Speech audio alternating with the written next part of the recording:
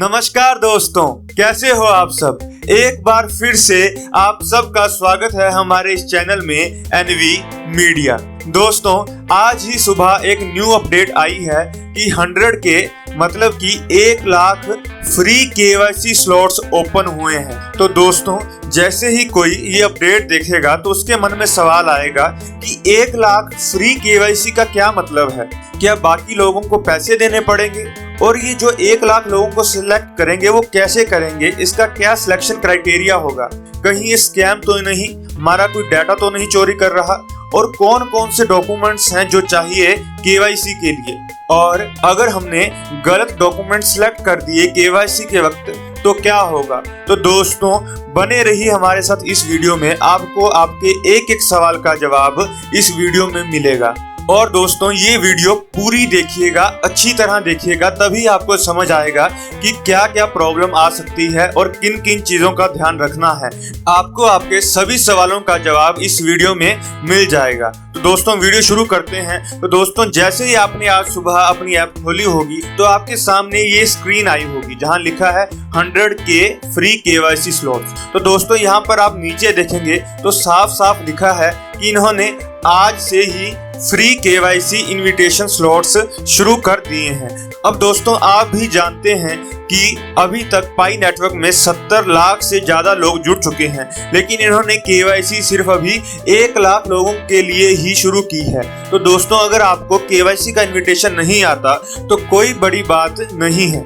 अब दोस्तों, आपके जितने भी सवाल हैं उन सब का जवाब यहाँ पर जो ये रीड मोर सेक्शन है इस पर दिया है। तो दोस्तों, जैसे ही आप रीड मोर सेक्शन पर क्लिक करेंगे आपको आपके बहुत सारे सवालों के जवाब मिल जाएंगे। मैंने कोशिश की है उन सभी सवालों को एक प्रेजेंटेशन के जरिए आपको समझाने की। जो सबसे पहला सवाल इस सेक्शन में है वो ये है कि व्हाई वी नीड KYC, कि आखिर KYC की जरूरत क्यों है। तो इसमें कोर टीम ने कहा है कि जो ये पाई नेटवर्क है ये पूरे वर्ल्ड में डिस्ट्रीब्यूटेड है और इनकी एक स्ट्रिक्ट पॉलिसी है कि 1 अकाउंट पर पर्सन, कि हर बंदे का एक ही अकाउंट होना चाहिए ताकि सिर्फ जो जेन्युइन लोग हैं वो ही आगे जा सके। इसीलिए कोई भी अगर फेक अकाउंट होगा उसे ये डिटेक्ट कर लेंगे with the help of KYC। और इन्होंने ये भी कहा है कि हमारे पास और भी टेक्निकल एल्गोरिदम्स हैं फेक अकाउंट्स को डिटेक्ट करने की,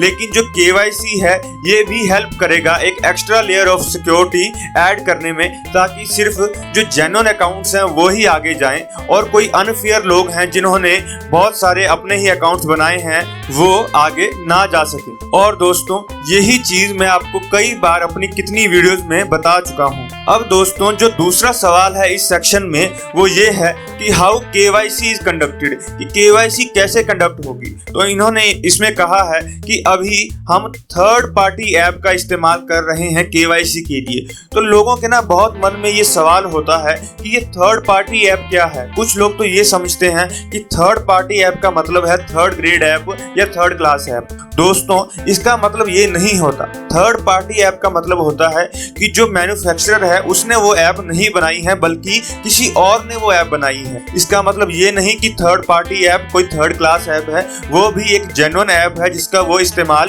कर रहे हैं। अगर दोस्तों आपको डाउट है आप इंटरनेट पे इसके बारे में सर्च कर सकते हैं। इस ऐप का नाम है योटी ऐप। दोस्तों, आपके लिए मैंने भी इसको सर्च किया तो सामने जो सबसे पहले आया वो ये आया कि Yoti is a secure digital ID, और ये हमारी जो भी हमारा डाटा है उसको इस तरह से स्टोर करता है कि कोई उसे रीड नहीं कर सकता, सिर्फ हम खुद ही उसे रीड कर सकते हैं क्योंकि हमारे पास उसकी प्राइवेट की होती है जिसके साथ हम उसको रीड कर सकते हैं। और जो प्राइवेट की होती है वो हमारी पिन भी हो सकती है, हमारी फेस आईडी भी हो सकती है और हमारा फिंगरप्रिंट भी हो सकता है। अब सवाल ये है कि इसमें हम जब KYC करेंगे तो कैसे होगी। तो दोस्तों, मैंने हाल ही में वीडियो डाली थी कि योटी में KYC कैसे होगी, और क्योंकि मेरे पास आधार कार्ड है तो मैंने उसमें ये भी बताया था कि आधार कार्ड से KYC करने में क्या क्या प्रॉब्लम आ रही है मुझे।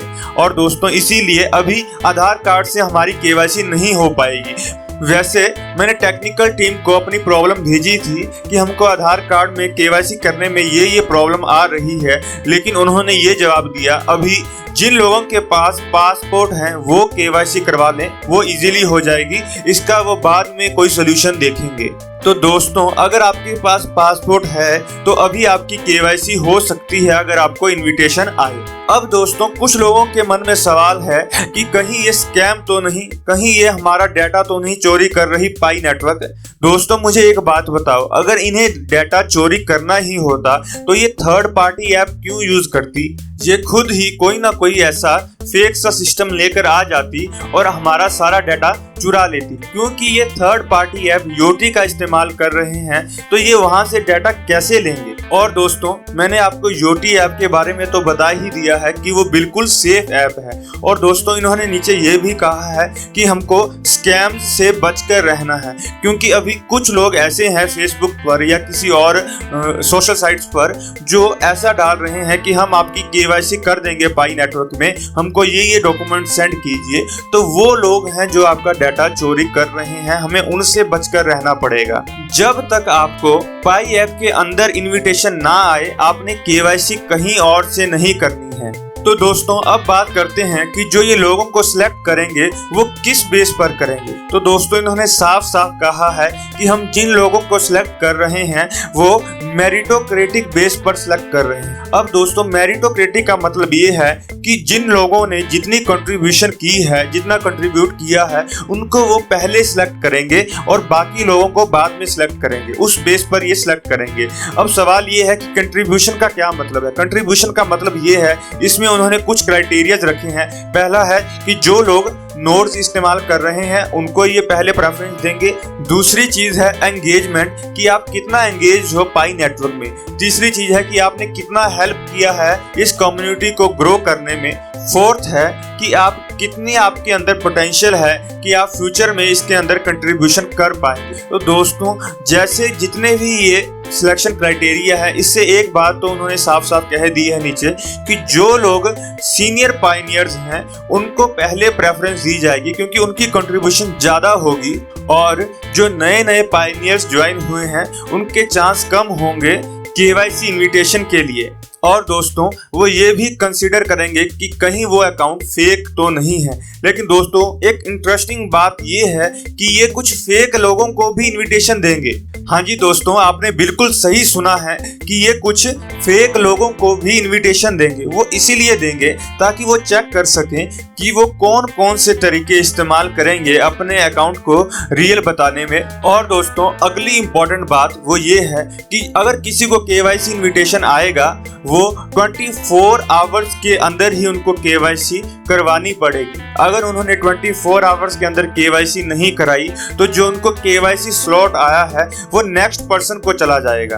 और दोस्तों अगर आपकी केवाईसी नहीं हुई तो कोई बात नहीं, आपको बाद में भी फिर से मौका मिलेगा। लेकिन दोस्तों जो सबसे इंपॉर्टेंट बात है वो ये है कि जैसा कि मैंने अपनी आपको पिछली वीडियो में बताया था KYC step by step verification process में, कि जैसे ही मेरे को केवाईसी इनविटेशन आया उसके बाद ये हमसे पूछते हैं कि हमारे पास कौन से डॉक्यूमेंट्स हैं। तो दोस्तों इन्होंने कहा है कि अगर आपने रॉन्ग डॉक्यूमेंट सबमिट किए तो आपका जो चांस ऑफ सिलेक्शन है फ्यूचर में वो कम हो जाएगा। इसीलिए ध्यान रखना और सही डॉक्यूमेंट्स ही सबमिट करना। अगर आपके पास पासपोर्ट है तभी यस करना, अगर आपके पास ड्राइविंग लाइसेंस है तभी यस करना, अगर आधार कार्ड है तभी यस करना, नहीं तो ऐसे ही अपनी मर्जी से पासपोर्ट में सब में यस मत कर देना। ध्यान से इसको सिलेक्ट करना।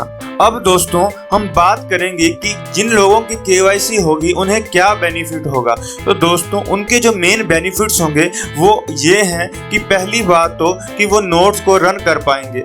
दूसरी बात, जो लोग डेवलपर्स हैं ऐप्स के वो पाई ऐप में अपनी ऐप्स को डेवलप कर पाएंगे। जो तीसरी बात है वो ये है कि हम अपने पाई को स्पेंड कर पाएंगे कहां पर, पाई ऐप प्लेटफॉर्म में जो अभी कुछ टाइम तक लॉन्च होगा। और चौथी जो सबसे इंपॉर्टेंट बेनिफिट है वो ये है कि हम इन ऐप ट्रांसफर कर पाएंगे एक दूसरे को, मतलब कि हम एक दूसरे को पाई सेंड कर पाएंगे जिन लोगों की केवाईसी हो जाएगी। तो दोस्तों इसके अलावा उन्होंने एक और चीज कही है कि अगर जिन लोगों की केवाईसी हो गई और उन्होंने पाई को सेल किया विद अदर करेंसी, तो उनके अकाउंट को बैन किया जा सकता है। तो इस बात का ध्यान रखना कि अगर आपकी केवाईसी हो गई तो आप तब भी अभी पाई को पैसों के साथ किसी और को नहीं बेच सकते।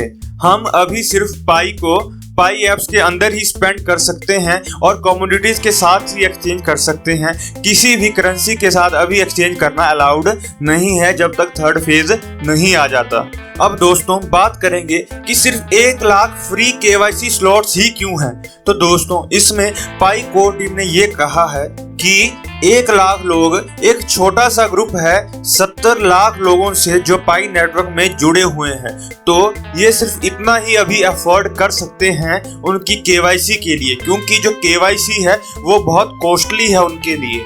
अब दोस्तों आपके मन में सवाल होगा कि हमारी केवाईसी तो फ्री हो रही है, तो उनको पैसे कहां से देने पड़ रहे हैं, और जो केवाईसी हम कर रहे हैं वो योटी ऐप से कर रहे हैं, तो उनको कौन से पैसे देने पड़ रहे हैं। लेकिन दोस्तों जब उनको केवाईसी वेरिफिकेशन को चेक करना होता है योटी ऐप से, तो योटी ऐप हर केवाईसी का उनसे चार्ज लेती है। मतलब फॉर एवरी केवाईसी जो योटी ऐप है वो पाई नेटवर्क से चार्ज लेती है कंफर्म करने के लिए कि ये बंदा रियल है। तो दोस्तों कोर टीम ने कहा है कि अभी हम सिर्फ इतना ही कॉस्ट कवर कर सकते हैं केवाईसी के लिए, और जो फ्यूचर में केवाईसी होगी बाकी लोगों की वो लो टू नो कॉस्ट केवाईसी होगी। मतलब उसमें हो सकता है उन्हें थोड़ा पैसा देना पड़े केवाईसी करने के लिए।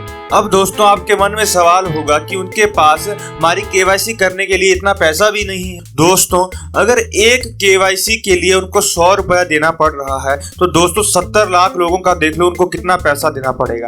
अभी उन्होंने जो 1 लाख लोगों की केवाईसी की है उसके लिए भी उनको 1 करोड़ रुपया देना पड़ेगा अगर एक केवाईसी 100 रुपए की होगी।